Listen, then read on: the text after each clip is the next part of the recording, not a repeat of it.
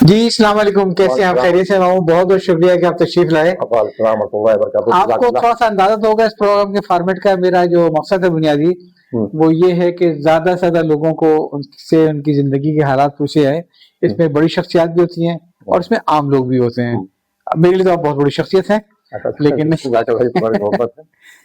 अच्छा, फॉर्मेट कुछ ऐसा है कि हम स्टार्ट करते हैं लोगों के बुजुर्गों के साथ। आप तो हमारे बुजुर्ग हैं, मैं चाहता हूँ अपने बुजुर्गों से शुरू करें।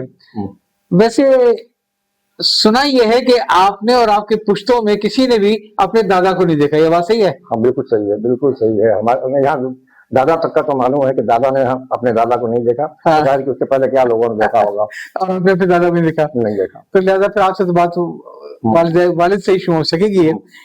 लेकिन मेरा ख्याल है रिवायत तो टूट गई ना। अब तो माशाल्लाह आपकी औलाद ने तो देख लिया अपने दादा को। बिल्कुल बिल्कुल। तो इंशाल्लाह परदादा को भी देखेंगे साथ में। हाँ तो चले दादा की तो बात रहने देते हैं। हिम्मत खान नाम है आपका। हाँ, बहुत से कम लोग जानते हैं कि हिम्मत खान है भाई ये। और ये हिम्मत खान आपको नाम पड़ा है आपके बुजुर्गों की वजह से, मैं समझता हूँ। तो क्यों ना कहानी शुरू करें मुहिद्दीनपुर से। हाँ, मुहिद्दीनपुर की वाकई में मुहिद्दीनपुर की कहानी थोड़ा सा शुरू करने से पहले मैं ये इन्हीं का बता दूं, छोटे भाई मरहूम यानी अब्दुल वासिर मरहूम का। वो एक मतलब उन्होंने कहा कि हिम्मत तुम अब्बा के लिए दुआ करते हो? हाँ करना। करके नहीं ना, ऐसे नहीं कि तुम्हारे वालिद से तो तुमने दुआ किया ना। ये देखो तुम कि सैकड़ों साल से कहीं रह रहे थे, उनका इज्जत था, वक़ार था। कौमी असम्बली के मेम्बरान, सूबाई असम्बली के मेम्बरान उनसे मशवरा लेने के लिए आते थे, उनसे कहते थे कि आप अपने मज़ारिन को हमारे हक में वो करने के लिए दें।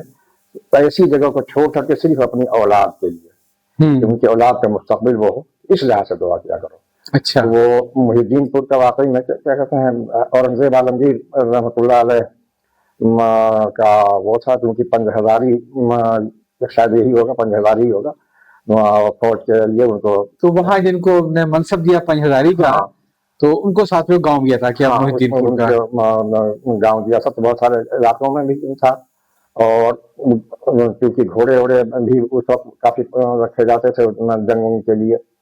तो मुहिद्दीनपुर गांव की एक खास और भी खूबी है, जो कि अब हम कभी आया तो थोड़ा नानघार का, भाया का। तो गाजीपुर में यह है कि अभी जमीन बिल्कुल ठीक है, थोड़ी देर के बाद सुबह में देखा नहीं है, शाम में देखो मालूम घास उग आती है। अच्छा। हाँ, और भाया का ये था कि वो क्या कहते हैं, दीमक। दीमक वहाँ वो थी, शायद कहते हैं कि अब्दुल गौस गरीब दीवान साहब जिनका के उर्स वगैरह होता है भाई में, तो उनकी असर की नमाज निकली जा रही थी कि किसी दीमक ने काटा। तो उन्होंने दुआ दिया। तो नतीजा ये हो कि अगर मस्जिद में नमाज पढ़ने के लिए जाएं आप, और सुबह में जाएं और दोपहर तक चप्पल में खटपटी अपनी छोड़ दें, तो दीमक लकड़ी वाली जैसी होती है। हाँ लकड़ी वाली, तो दीमक क्या कहते हैं लग जाता था। तो मुहिद्दीनपुर का ये क्या कहते हैं, वही गरम दीवान साहब मेरे ख्याल है हमारे भी शायद बुजुर्गों में होते हैं। ज्यादातर तो क्या कहते हैं बस खाली कुछ और मोही भाई बताते हैं। हाँ, मैं आपको इंटरव्यू आपका, उनका मैं आपको किस्सा सुना दूं।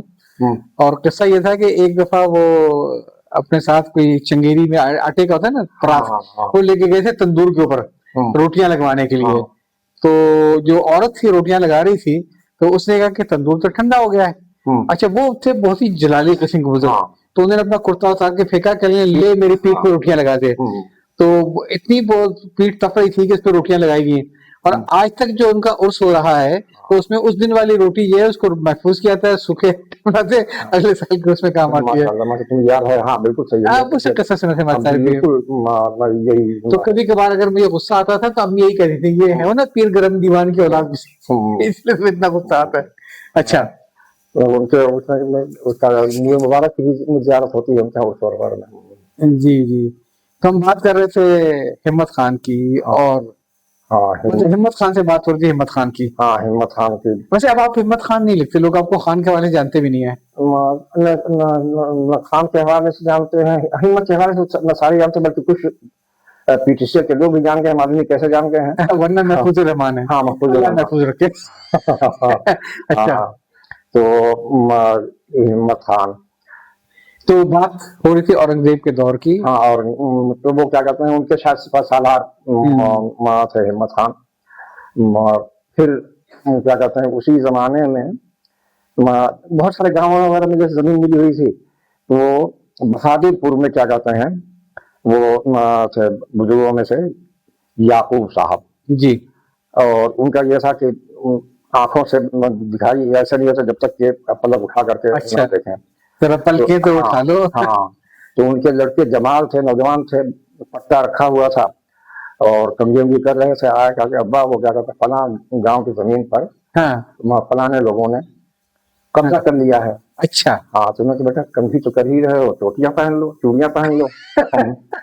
हाँ, इज्जत नफ्स को हाँ, फिर वो गए घोड़े पर सवार होकर के अकेले ही, हालांकि यदि कोई अकलमंदी नहीं थी, अकेले ही बहरहाल शहीद हो गए हमारे के। बहरहाल घोड़ा आया, उसने हिनाया वो, तो याकूब साहब ने हो जमाल शहीद हो गया। और फिर उसके बाद घर के लोगों को भेजा, जहाँ गिरे थे वहां उठा करके लाए। तो जहाँ से गिरे थे वो जब तक हम थे वहां पर हमेशा एक झाड़ी रही, यानी कि झाड़ी को खत्म करने किसान उसान चाहे कि करना, लेकिन झाड़ी खत्म नहीं होती थी। जहाँ वो गिरे थे वहां वो हुआ था। तो एक था उनका, और फिर उसी में से मुनीम खान, चाहे हिम्मत खान के रहे हो, पहले रहे हो या बाद में रहे हो, मुझे नहीं मालूम। तो उनको इस बात का उनके जमाल की शहादत का इतना गुस्सा था कि वो जब इंतकाल उनका होने लगा तो उन्होंने कहा कि मेरे पिछले की तरफ मेरा मुंह नहीं करना। अच्छा। हाँ, लोगों ने क्यों? तो वजह उसकी है कि वो असल में इंतकाम लेना चाह रहे थे। हाँ, तो वो जब भी किबले की तरफ उनका मुंह किया जाए, मालूम हुआ कि वो खुद बहुत फिर करके मशरक़ी जानिब हो जाता था, जहाँ पे उनकी बेटे के कब्र। हाँ, फिर वो मरखापुर कहता था, आज का पहले मारूफपुर होता था। वहां पर भी मुसलमानों की अच्छी खासी आबादी है, और जिनको हम लोग आजकल रोतारे कहते हैं, अपने आप को हम लोग मिल्की कहते थे। बहरहाल तो दिल की बात कहे ना दिल की है, मिल्की बात कहे ना दिल की। और रोतारा तो आपको याद होगा, कोई साबित है कोई सैयारा, लेकिन शिबली है तेज रोतारा। हाँ, तो वो खैर वो हो गया। उनकी खबर भी अभी तक है। मुनीम खान की, हिम्मत खान की कहाँ है ये मुझे नहीं मालूम कि वो वहां पर है या कहाँ है। तो मुनीम खान का यह था कि उनकी नजरों के सामने कोई सा भी हो, जब मारूफपुर या मरकापुर यहाँ तक था, कोई भी आबादी नहीं हो सकती थी। अच्छा। हाँ, बिल्कुल, कोई मकान बनाए, कोई घर बनाए। बड़ी अजीब बात बताई आपने कि वसीयत थी कि किबले की तरफ नहीं करना, बल्कि उनकी तरफ करना। हाँ, और फिर उसके बाद भी ये रहा कि वहां फिर कोई आबादी नहीं बन सकी। और उन्होंने क्या कहते हैं तहतीर भी कर दिया। जितने भी बाद हुआ कि 2 खवातीन थी जो कि हमला थी, वो अपने वो जमाल के मर्डर के बाद तो जाके वहां हमला किया और जितना कातिल सबको साफ कर दिया। और उसके बाद गुस्सा उनका ठंडा नहीं हुआ था। तो उनसे क्या कहते हैं मारूफपुर या मरखापुर जो है वो हुआ। फिर आखिर में किसी आदमी ने, किसी बुजुर्ग ने कहा कि क्या कहते हैं इनकी नजरों के सामने एक मस्जिद बना दो, मस्जिद के पीछे जितना चाहो आबादी कर लो, कुछ नहीं होगा इंशाल्लाह। तो वो यही हुआ। क्या बात है। हाँ, उसका तो तजुर्बा हमने खुद अपनी आंखों से देखा। अच्छा। हाँ, कि एक मोइन तक से कहाँ से आया से मुझे नहीं मालूम। अब्बा से उन्होंने कि भाईजान क्या कहते हैं, मैं अपने रहने के लिए अगर आप ये जमीन दे दें तो मैं बना लूँ।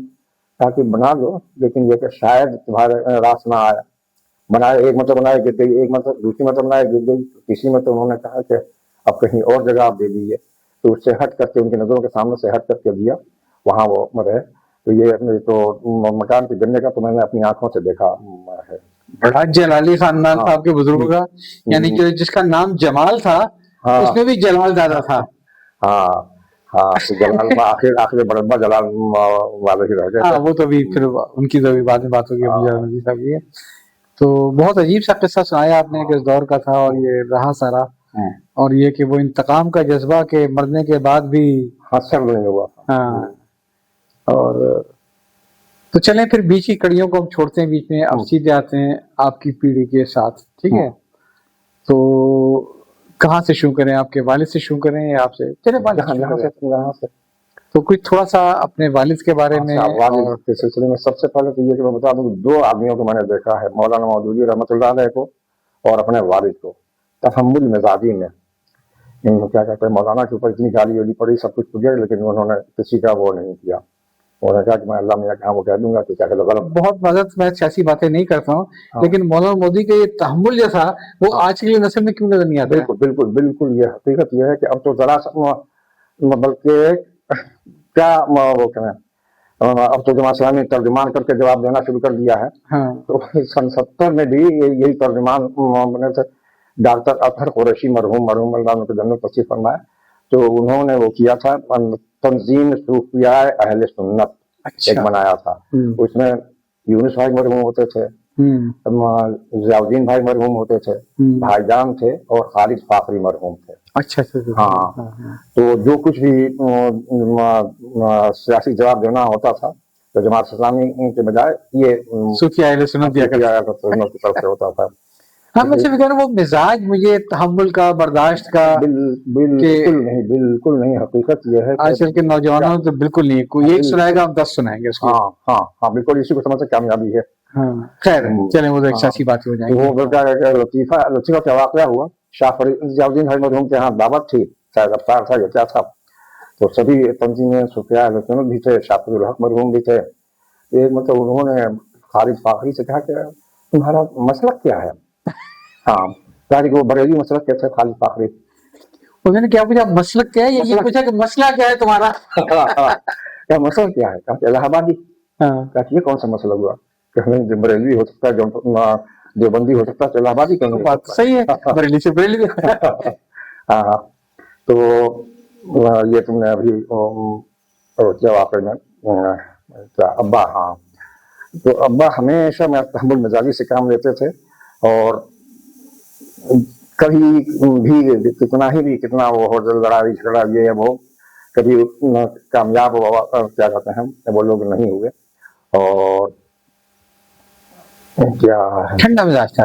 हाँ, ठंडा मिजाज था वाकई में। हालांकि बीमारी के उसमें भी से काफी बीमार रहे, लेकिन ये क्या ठंडा मिजाज था। और ठंडे मिजाज का क्या है, एक मैं वो सुनाऊं कि हम लोगों के यहाँ खेतों में एक तो होती है रोपनी धान वगैरह पानी के अंदर वो करते हैं, पंजीरी लगाते हैं, और दूसरा सोहनी, जैसे गंदुम का है तो गंदुम के खेत में से गंदुम से अलग जो चीज होगी वो क्या कहते हैं निकाल करके बाहर फेंक दी जाएगी। तो ज्यादातर खवातीन ही वो किया करती थी। तो जो काम हम लोगों के यहाँ जो काम करती थी उनको क्या कहते हैं चार आने और नकुल यानी कि मुट्ठी भर चना या वो दिया जाता। अच्छा, खाने के लिए। हाँ, तो शायद 49-50 कुछ ऐसा ही वक्त रहा होगा जब गोद में लिए हुए से उसको गए खेत की तरफ। तो वहाँ एक चमाइन थी लड़की, बहुत खूबसूरत जवान थी। वो क्या कहते हैं वो क्या कहते हैं दारोगा के लड़के से ही कुछ वो था। तो बहरहाल उसने क्या कहते हैं अब्बा से मुझे गोद में ले लिया, खुद गोद में ले लिया। फिर उसने एक दिन कहा कि मियाँ शादी करोगे मुझसे? मैंने एक चांटा लगाया उसके ऊपर। अरे कमाल है, इतनी अच्छी ऑफर थी। अब मैं बता रहा हूँ इतनी, तो उसका सुर्ख सफेद चेहरे में पूरे निशान पड़ गया हाथ का। अब्बा ने पूछा कि तुमने क्यों मारा इसको? हमने कहा इसने गाली दिया था। तो क्या गाली दिया था? मेरा वो कह रहे कि मुझसे शादी करो। तो कह मैं नहीं करूंगा, इसमें क्या है, तुम माफी मांगो इससे। अच्छा, ये आपने मारा चाटा? हाँ। अच्छा, उसने आपसे पूछा था? उस चमाइन ने आपसे पूछा था मुझसे शादी करोगे? हाँ, तो आपने चाटा मार दिया। हाँ, चाटा मार दिया। इसे कुफराने नेमत कहते हैं। खैर चलें आगे। तो अब सोच रहा हूँ कि वाकई में हसीन तरीन थी वो। याद तो आती है ना कभी कभी। हाँ, तो मैंने कहा कि अगर आप वो आप करती तो हबीबा से इजाजत लेके बगैर इजाजत से हाँ, तो फिर उन्होंने दूसरा वो अच्छा हम लोग के गांव में तो कुछ चीज मिलता था। अब्बा जब आते थे मुलाजमत से तो फिर कभी बिस्कुट, कभी डबल रोटी, कुछ ये वो टाफी वफी लेकर के आते थे। तो मुझे भाई कहता हूँ, छोटे भाई मरहूम को, छोटे भाई सम्राट अब्दुल वासिर मरहूम जी उनको, जुनैद को, निजाम चाचा कि उसका कोई लड़का नहीं था तो देते थे। अच्छा, मेरा ये था कि मैं बगस में रख लेता था। अभी गया थोड़ी देर के बाद टाफी निकाल के खाया, आगे अच्छा मैं काउंट भी नहीं करता था, वो कम भी होती जाती रही थी। मैं यही समझता था कि शायद मैंने ही खाया होगा, लेकिन छोटे भाई मरहूम क्या कहते हैं अपना तो इकट्ठे ही खा जाते, बाद में हमारे उसमें से उन्होंने देखो बिस्किट और टाफी रखा हुआ है। मैं कहा हाँ, जाओ लेकर के आए तो उसको दिया। और फिर उस वक्त क्या कहते हैं उन्होंने शेर सुनाया था जो कि समझ ही में नहीं आया था, लेकिन याद हो गया था। जफर आदमी उसको न जानिएगा, वो कैसा ही साहिब है जैसे ऐसे में याद खुदा न रही, जिसे तैश में खौफे खुदा न रहा। जी तो वो अब जाकर चाहता है कि गुस्से के लिए उन्होंने ये शेर पढ़ा था। सही। और इसके अलावा बहुत सारी और चीजें, जैसे जिम्मेदारी ही क्या है। चलिए बातें तो चलती रहेंगी इंशाल्लाह। एक थोड़ा सा वक्फा लेते हैं, फिर अगले इसमें आते हैं। ठीक।